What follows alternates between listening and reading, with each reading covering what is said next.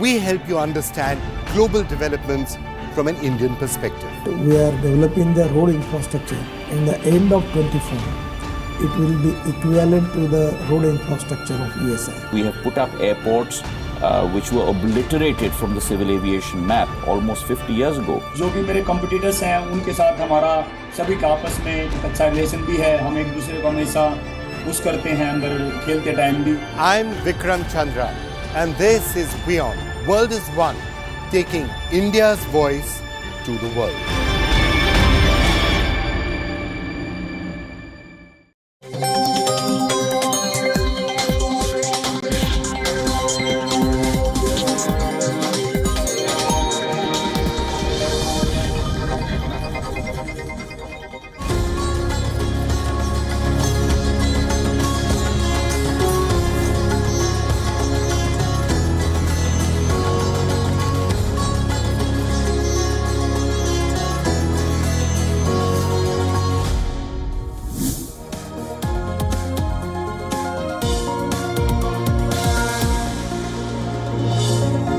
Welcome to WION's election show, Race to Power. I'm I.N.D.I.A and this is what we will get you in the next 30 minutes. In India, just months before the national elections, the farmers are returning to the national capital for protesting. We will get you the demands they have put forward. But remember, the last time farmer unions gathered in Delhi, they did not leave without their demands being met. If you're watching us from Delhi or surrounding areas, you might see some movement restrictions. Keep watching to know more. Now in Pakistan, it's been 4 long days since the country voted to choose its next Prime Minister. We say long because the election results are out, but we still don't have a clear picture. The only thing certain at the moment is a coalition government. But who will join who is the question. Anas Malik will get you more from Islamabad.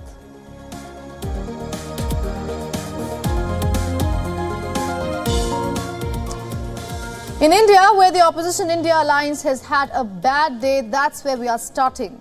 Among other things, defections are the biggest issue troubling the alliance. Let's start with the state of Bihar. Chief Minister Nitish Kumar won the trust vote and hence proved his majority in the state assembly.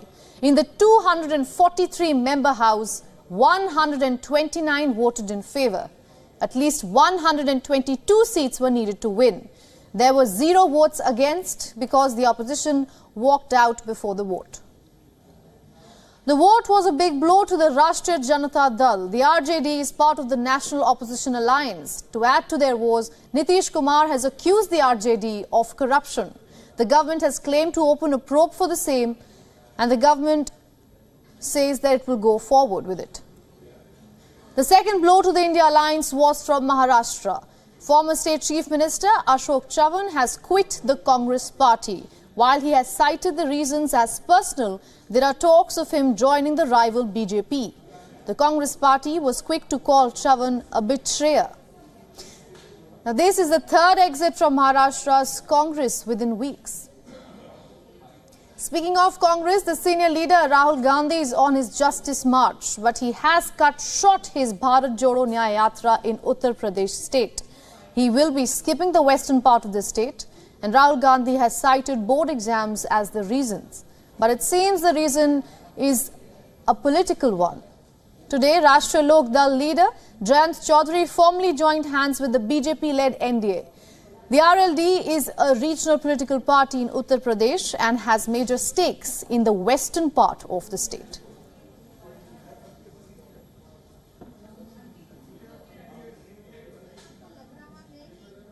We are now being joined by Dr. Manisha Priyam, who is a senior academic and researcher from New Delhi.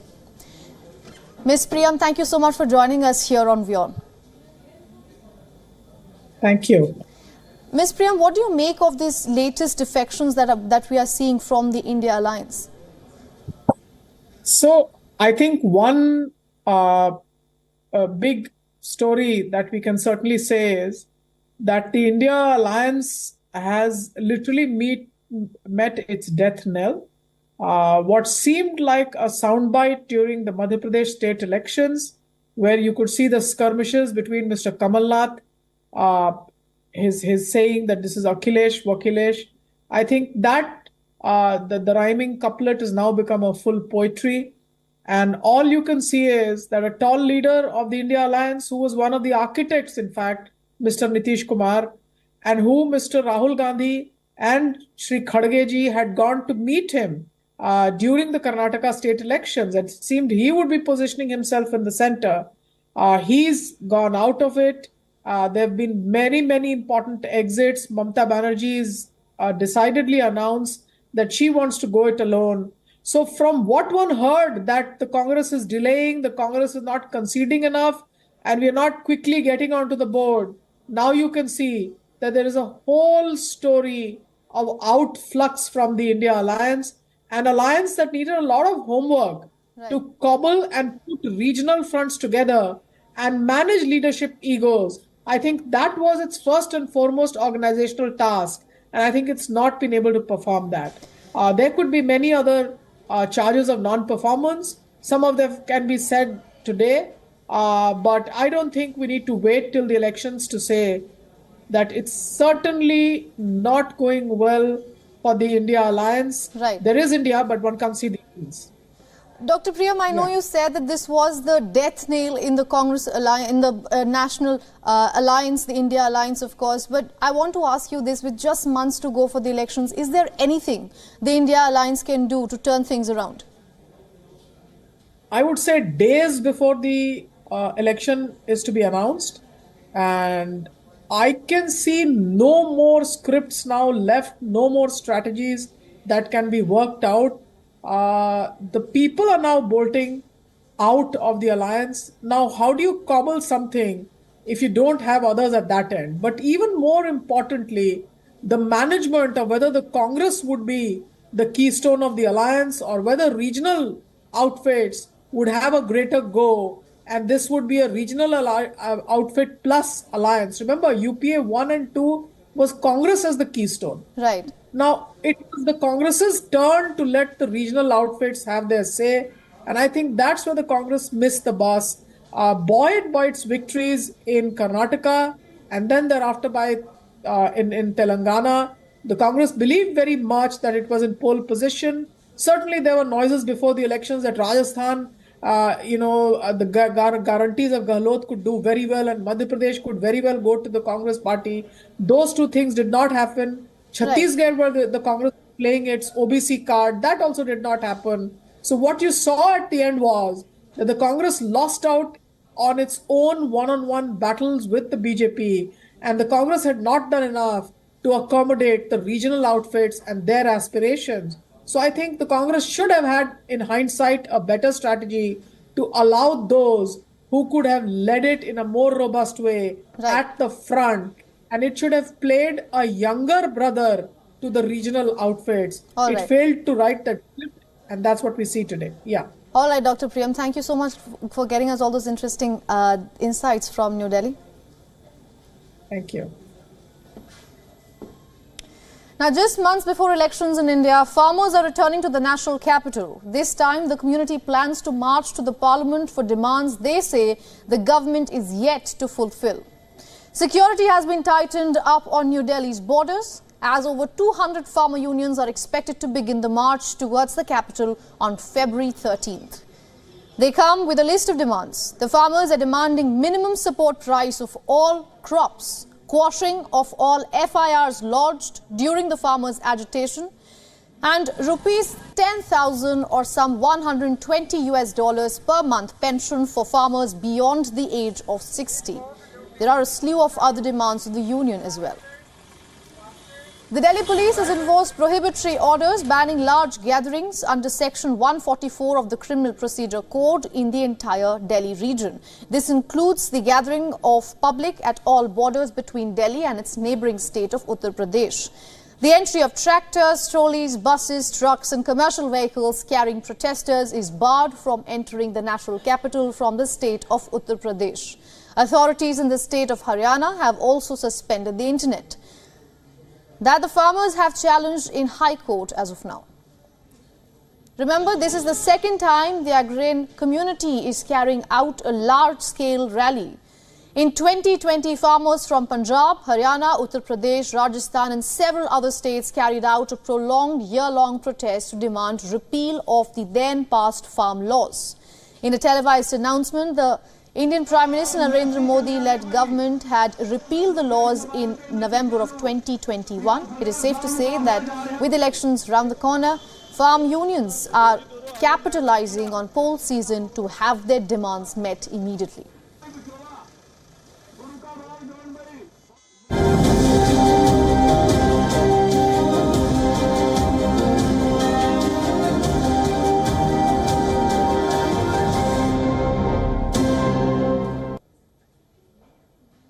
It has been 4 days since Pakistan's voters cast their ballot, and now all eyes are on the top leaders to see who will form an alliance and inherit Pakistan's financial crisis. Hours after the Election Commission declared both the National and the Provincial Assembly results, the next few hours are crucial for parties to rally support to form the government. In the latest development on the coalition talks, 7 independent candidates of Punjab Assembly met with the chief organizer of Pakistan Muslim League, Maryam Nawaz Sharif, and have decided to join the PMLN. This development comes hours after the top leaders of the PPP and Sharif's camp held a meeting, discussing a possible alliance that might keep Imran Khan-backed PTI leaders out. Pakistan People's Party chairperson Bilawal Bhutto Zardari and PPP president Asif Ali Zardari met Pakistan Muslim League Nawaz president Shehbaz Sharif. The two parties reportedly reached an agreement on an alliance. A joint statement by the two parties said that the PPP is all set to put forward PMLN's name during the party's Central Executive Committee meeting, which is to take place soon. The discussions came after Shehbaz Sharif reached out to Bilawal Bhutto Zardari at his residence in Lahore.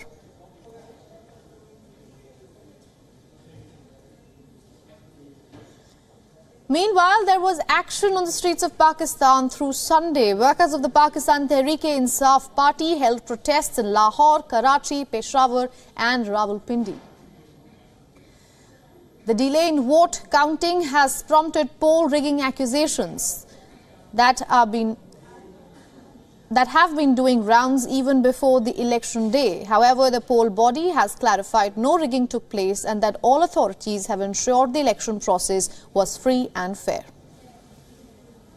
We would like to remind our viewers of where the final results stand. The independents bagging the largest number of seats with a tally of 101. Out of these, 91 were backed by Imran Khan's PTI. This is followed by Pakistan Muslim League Nawaz at 75 and PPP at 54.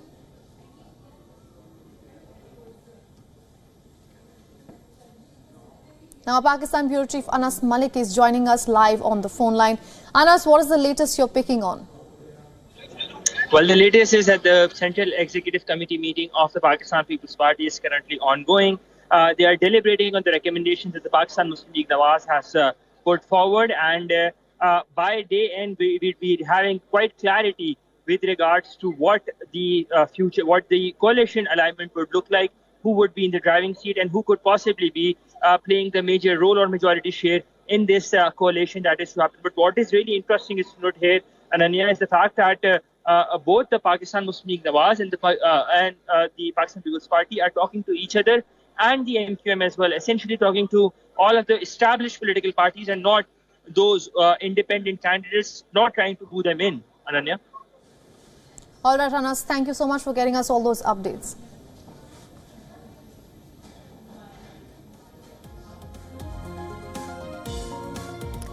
As the United States gears up for elections, a new ABC News poll has painted a vivid image of American sentiment on age, entertainment and the ongoing legal battles between the two major candidates of the upcoming elections, Joe Biden and Donald J. Trump. It's not just about numbers, it's also a reflection of how Americans think.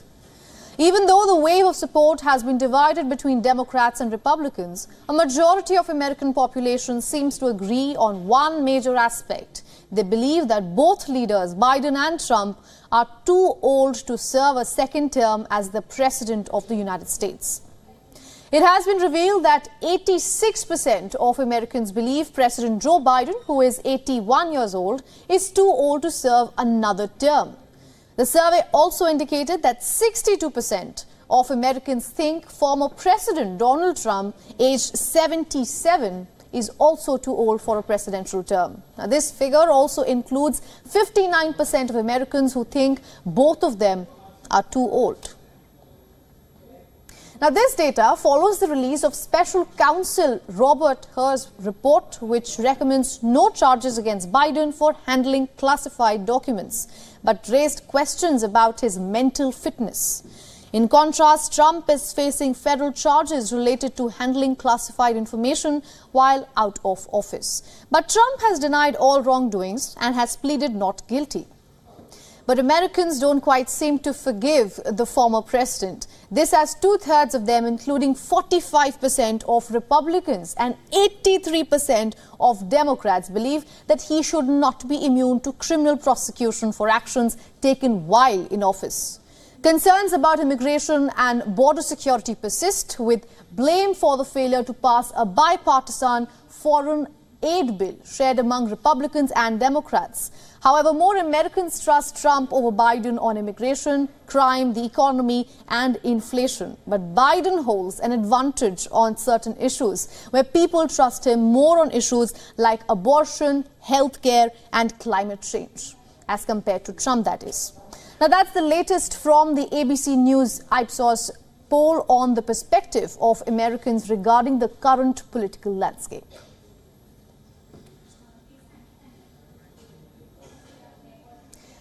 Now, Finland's race to power has come to an end. Voters have swung in the direction of conservative leadership. The country's former Prime Minister and centre-right leader, Alexander Stubb, has been elected as the country's next president.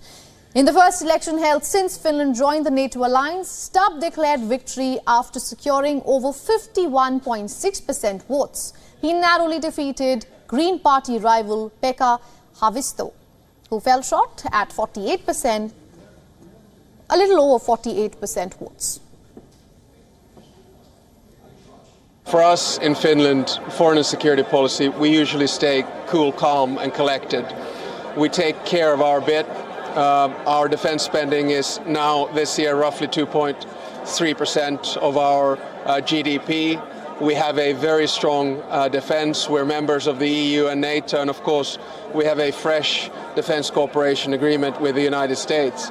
All I can say is that election campaigns in Finland are fair and square. They are free and just. We just had a good 6-month period when 9 candidates challenged each other respectfully. For us, foreign security policy is existential, and it shall continue to be so. Stubb will assume office on 1st of March. The Conservative leader has a slew of responsibilities on his agenda ever since Finland became the 31st country to join the NATO bloc.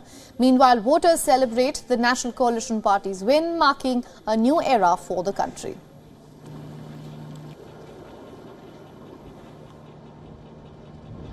I'm really happy that Alexander Stubb won, and I wish that he will represent Finland in a good way, evolve our relationship to other countries, to Europe, to US and to NATO.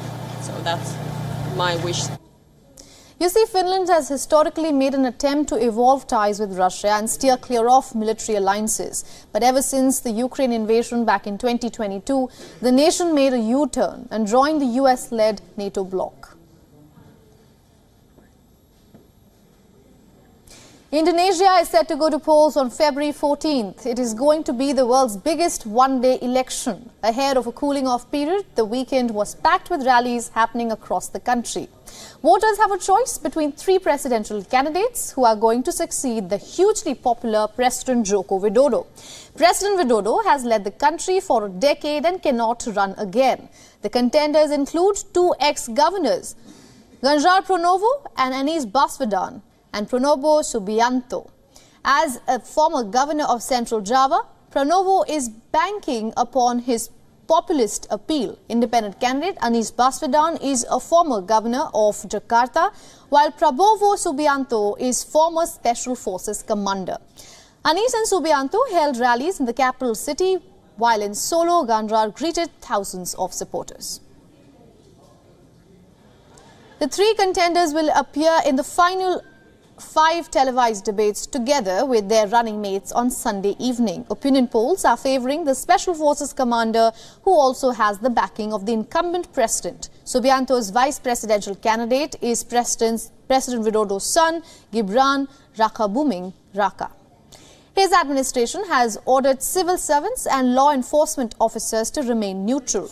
205 million voters are eligible to vote in the elections. Key issues include job creation, the environment, poverty reduction and managing inflation. Tens and thousands of candidates are battling for some 20,000 national, provincial and district parliamentary seats in total, while nearly 10,000 candidates will contest for 580-seat national parliament.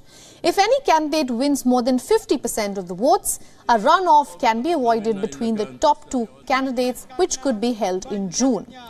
But some analysts say that the race is tighter than it appears.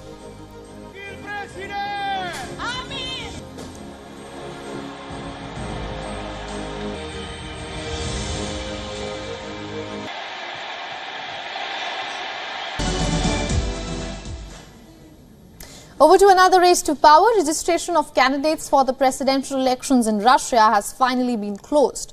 The March polling will witness 3 candidates challenging President Vladimir Putin. And as expected, all 3 politicians in the fray support President Putin's war in Ukraine. The final list did not include the Russian anti-war candidate Boris Nadezhdin after the Central Election Commission barred him on Thursday from running. The CEC said that they had found flaws in the collection of signatures required for the support of his candidacy. 60-year-old Nadezhdin, who has characterized Putin's war in Ukraine as a quote-unquote fatal mistake, says that he would still challenge the CEC's decision in Russia's Supreme Court. So here are the remaining candidates on the list. Vladislav Davankov, deputy chair of the Russian Duma and a member of the New People Caucus. Leonid Slutsky, the leader of the Kremlin-loyal ultra-nationalist Liberal Democratic Party. And lastly, Communist Party nominee Nikolai Karitonov. The 71-year-old president has chosen to run as an independent rather than as the candidate of the ruling United Russia Party. Most observers believe that Russia's paramount leader since 2000 is expected to easily win next month's election.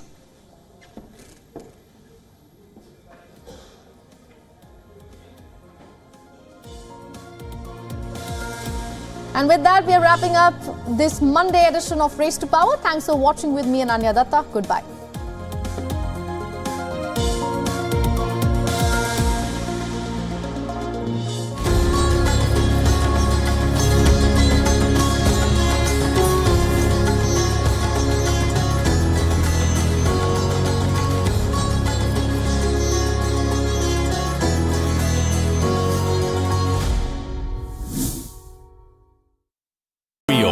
India's global voice, the channel that brings you the biggest stories from across the world through India's lens. Now available in more than 190 countries worldwide. Because we believe that the world is one. Watch us in Africa, Europe, USA and Canada, South America, Asia Pacific, Middle East and North African regions. Also available on these digital platforms across the world. WION. World is one.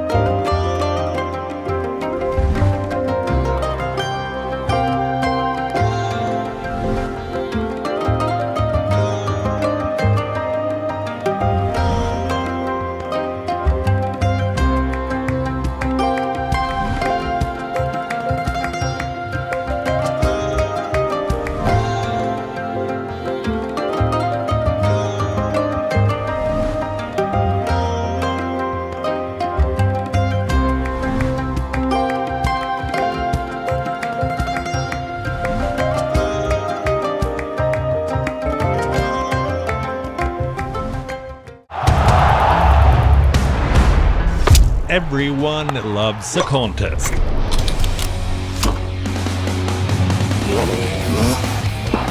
But sport isn't just about victory and defeat. When the GOATs in sport speak, you hear it first on WION. You have to play good cricket over a period of time. I should push myself right out of the damn tournament. We go beyond the stats. Our stories are quoted the world over. At WION, sport is part of our DNA. Come, join us on this journey. Weekdays 6:30 p.m. IST, 1 p.m. GMT.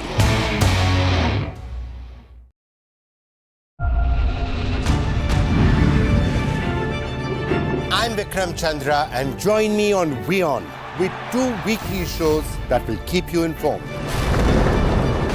This World, a show that wraps the world's biggest global stories and brings you up close with the biggest newsmakers. This World is coming to you from London, from in front of the White House in Washington, D.C., from one of the most magical sites that I think I have ever been at. It's completely feasible for India to become one of the world leaders in AI within the next decade or so. The search for life in the universe is one of the greatest quests of all time. And a show that aims to bring the India story to the world. We help you understand global developments from an Indian perspective. We are developing the road infrastructure. In the end of 24, it will be equivalent to the road infrastructure of USA. We have put up airports which were obliterated from the civil aviation map almost 50 years ago. जो भी मेरे competitors हैं उनके साथ हमारा सभी का आपस में एक अच्छा रिलेशन भी है. हम एक दूसरे को हमेशा पुश करते हैं अंदर खेलते टाइम भी. I'm Vikram Chandra, and this is WION. World is One, taking India's voice to the world. WION Health Resort is unique, the only one of its kind. Experience the 4 paths of natural wellness: yoga, Ayurveda, acupuncture, and naturopathy. Each uniquely customized program improves the whole person to make every person whole.